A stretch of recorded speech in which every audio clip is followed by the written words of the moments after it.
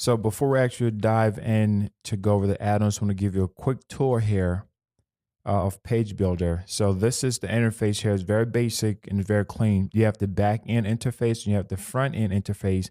We're going to be working a lot on the front end, but I want to give you a quick tour of the back end. So you have this categories, integrations, languages, about, and the media. And this is the filter that you can filter through when you have content here. So on the back end, when you click on, you have new, edit, publish, unpublish, check in, and trash. Now, trash allows you to delete certain things that you don't need. The check in, what check in does is sometimes you're editing a page and you forget to close it out, for example, and you come back and you notice that you have a little lock on the side of it. What check-in does is it unlocks every page that is locked and allows you to edit. Because if you have a page that's locked and you click to edit it, it won't allow you to. Sometimes it shows some type of error message. And you see what I mean when we start working on it. So that's what that is. And you have ascending. And then here you have the options. You can edit the page builder options, the license update, the permission. You put all your Google Maps stuff right here. Find awesome. And then once you're done, you click save or save and close. And then now let's go over to click on new. When you click on new, you get this message here. If it's your first time with the Joomla, you can just click, I just click always. You can always change that setting later. So when you click here, you can put in your titles. All your titles go right there. You can add different sections. You can import a page. You can export. You can use templates. As I mentioned before, in order for you to use the templates, you need to have the pro version. So when I click on templates, it is going to load all the different templates that I can just start to use and edit. So this is really great if you need some design inspiration. You want to create a business, health and fitness, landing page, or anything that's listed here. So it has 40 templates right now. So I'm going to X out of that. And then you can add new row, you can import, and you can, once again, templates right here.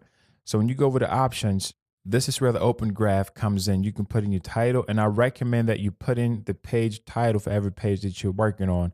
And you can upload an image, you can put your description. This is really great, not just for search engines, but also people know what that page is about when you send someone a link.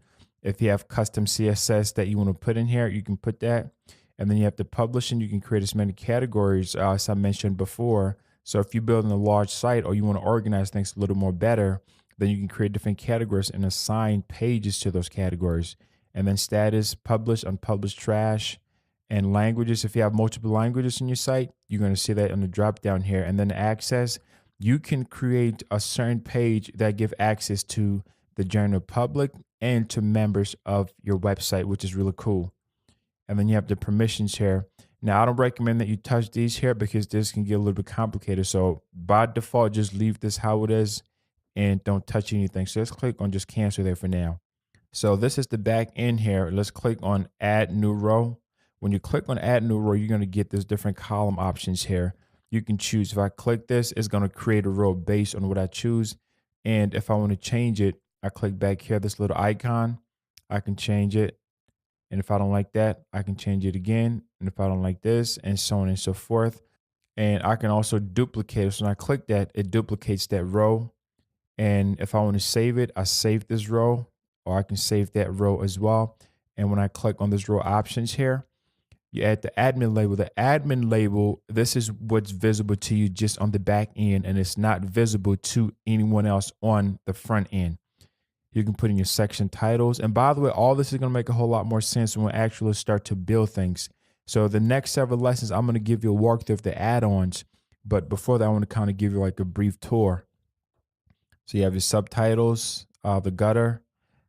You have the styles. You can change to add pixels. You can add the margins. You can add the background options here. You can add video in the background. You're responsive. You can hide things on a mobile device. So let's say you didn't want things to show up on a particular device. You can hide it on the mobile, but yet let it show on the tablet, or vice versa. And then the animations allow you to, fade in, big down, and you see how that looks.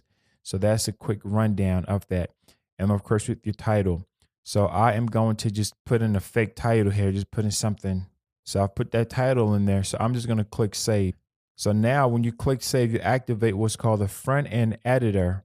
And in the next lesson, we're going to take a look at the front end editor.